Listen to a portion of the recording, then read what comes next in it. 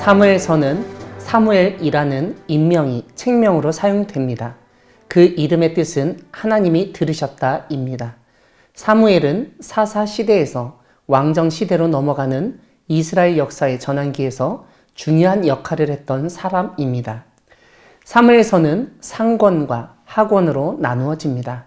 하지만 처음부터 이 책이 두 권이었던 것은 아닙니다. 히브리어 성경은 단권으로 되어 있었는데 나중에 두 권으로 구분됐습니다. 사무엘 상하는 사사기가 그 마지막 단락에서 그때의 이스라엘에 왕이 없었다는 언급 후 이스라엘의 왕정이 수립된 배경과 왕정이 성립되는 모습들을 보여줍니다. 사무엘서는 사무엘이 사사와 제사장 그리고 선견자 혹은 선지자 즉 예언자의 일을 했다고 알려줍니다. 사무엘이 사사였다는 직접적인 언급은 없지만 사무엘상 7장은 사무엘이 미스바와 라마에서 이스라엘을 다스렸다고 반복해서 강조하고 있는 점에서 그를 이스라엘 사사로 볼 수 있습니다. 사무엘 이전에 엘리도 사사였다고 알려줍니다. 이와 함께 사무엘의 아들들도 사사가 되었다고 8장이 알려주고 있습니다. 이와 함께 사무엘은 엘리 제사장을 잇는 제사장으로 활약했습니다. 사무엘이 블레셋과의 전쟁 중 번제를 드린 것이나 다윗을 만나기 위해 이새의 집에서 제사하는 장면 역시 제사장의 역할을 잘 보여줍니다. 또한 사무엘은 선지자로 알려져 있습니다.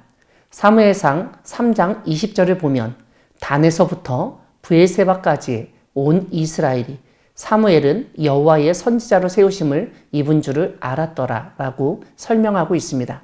다만 사무엘서는 지금 선지자라 하는 자를 옛적에는 선견자라 일컬었다고 알려주면서 고대 이스라엘에서 선견자라는 역할도 있었음을 언급합니다.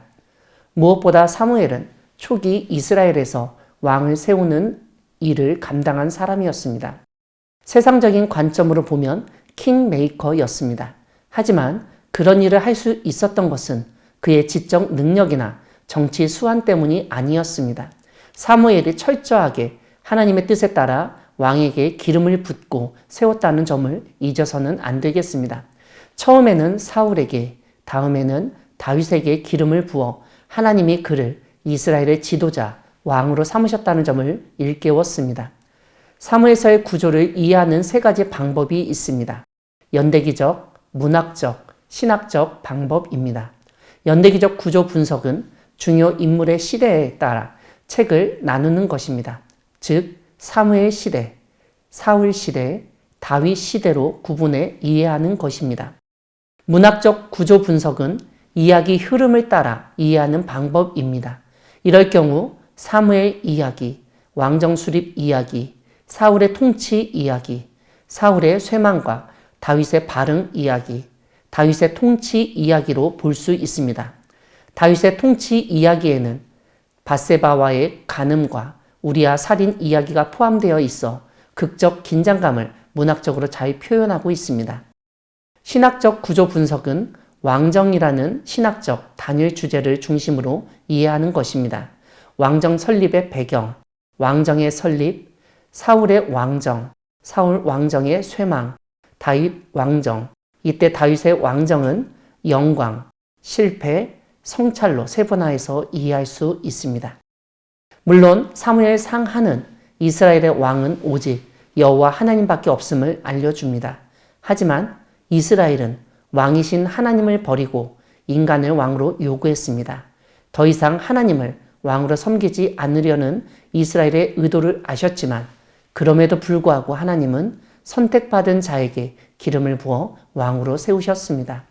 이렇게 여호와 하나님께 기름 부음을 받은 왕은 자신의 마음대로 통치해서는 안 되고 하나님의 말씀에 순종하며 이스라엘 백성을 공평과 정의로 다스려야 했습니다.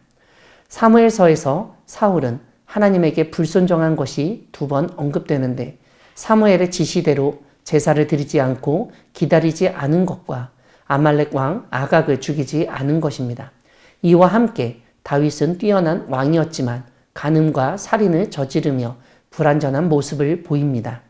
하지만 사무엘 상하를 다른 주제에서도 볼 수 있습니다. 하나님은 교만한 자를 낮추시고 겸손한 자를 높이시는 분이시라는 점입니다. 이러한 사실이 한나의 삶과 찬양을 통해서 드러납니다. 우리는 사무엘 상하에 등장하는 여러 사람들을 통해서 교만한 자를 낮추시고 겸손한 자를 높이시며 순종하는 자를 세우시고 불순종하는 자는 그 자리를 상실하게 하시는 하나님을 볼 수 있습니다.